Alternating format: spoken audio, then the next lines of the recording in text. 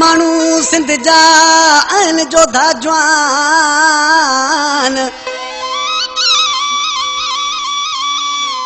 टोपी अजरक कुहाड़ी आए पटको सिंधनी जो शान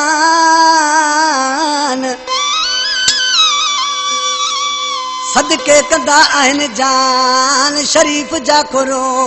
चवे भा शरीफ जाकरो जो उस्ताद अकबर सेठा यो दोस्ता उनके भा से डला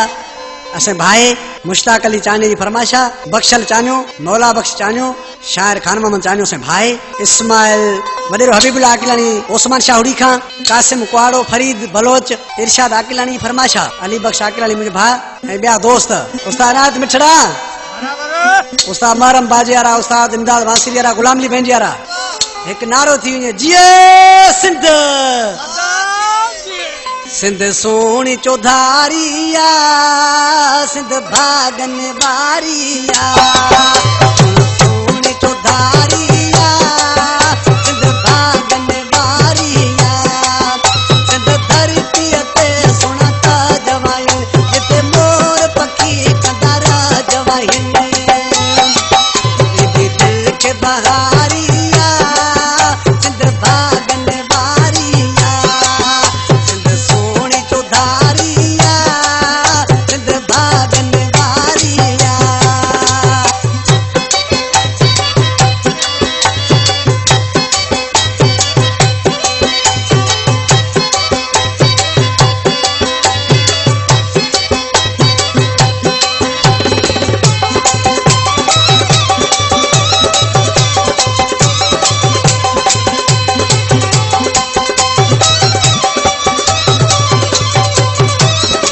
सिंध धरती जा जोधा जवान आहिनि कंदा अजरक टोपी ते नाज़ आहिनि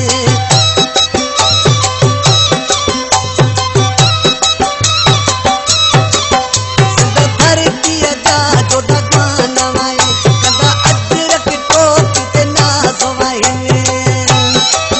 सिंध मोहब्बत वारिया सिंध भागन वारिया सिंध सोनी चौधारिया सिंध भागन वारिया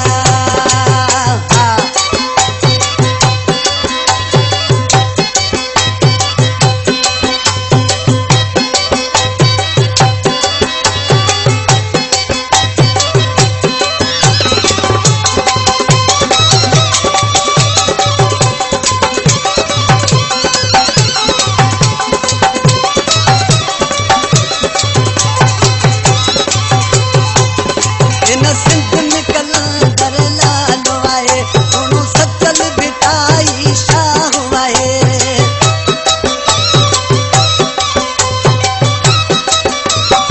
इन सिंध में कलंदर लालो आहे सोनू सचल बिटाई शाह आहे सिंध सोनी सारिया सिंध भागन वारिया सिंध सोनू सारिया सिंध भागन वारिया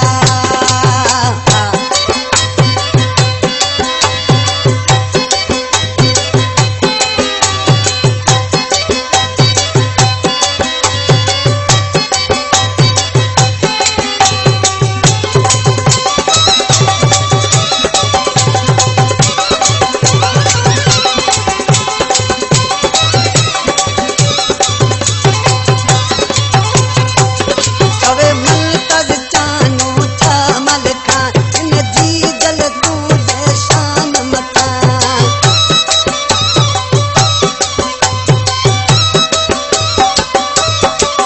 चवे मुल्तज चानो चामल खां आऊं जी जल तूं दे शान मकां